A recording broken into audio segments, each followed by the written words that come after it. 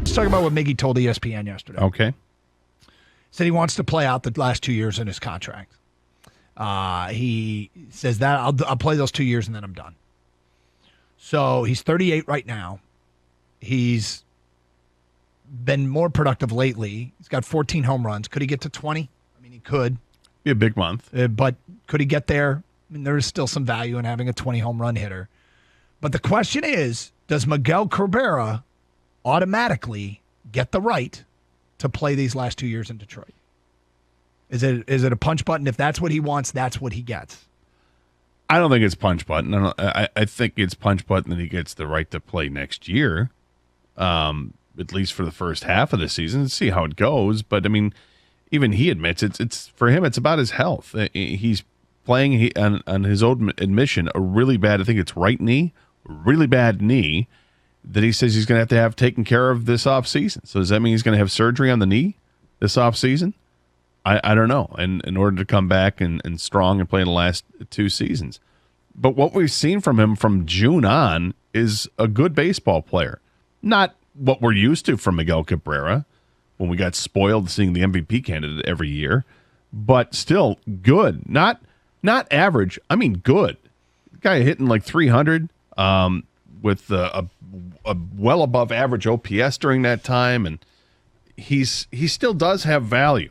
But as you get older, it's harder and harder to maintain, and particularly if he's going to come off an off-season surgery of some kind or procedure or whatever it is, it's going to be hard for him.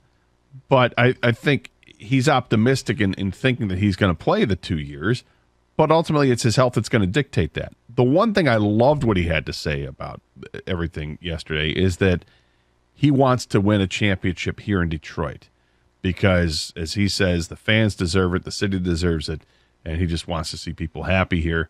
And that's what you want to hear from the superstar. I don't think he's going to be the kind of guy that's going to, if he's absolutely horrible, that he's going to linger around. I think he'll know. So here's the deal. I mean, we just talked about how they're trying to compete. Mm-hmm. You can't waste a roster spot on a player that can't contribute. If Miguel Cabrera is the 26th man, 27th man, then you can't keep him. Correct. Now, when you say that, I hope that people understand he's nowhere near the 26th guy now. He's probably like the 6th, 5th, or 6th guy right now. No, but moving forward, let's face it. They're obviously the 26th, 27th man. Those guys, you got to account that 12 of them are pitchers. So right. It's really okay, the 13th or 14th guy. And if the only way, in my opinion, that sentiment should play a role in Miguel Cabrera's role moving forward with this organization, then let's just say they break spring training next year and they can't decide between Brady Policelli, who's at AAA.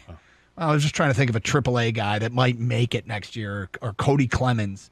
They can't decide between Cody Clemens and Miguel Cabrera who will be more helpful for this team. If they really can't decide, then keep Miggy.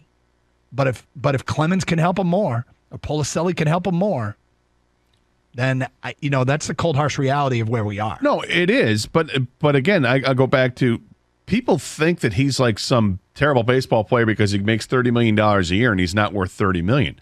I'll agree. He's not worth $30 million. But he's nowhere near the worst non-pitcher on this team. In fact, he's more towards number one than he is the last person on that team.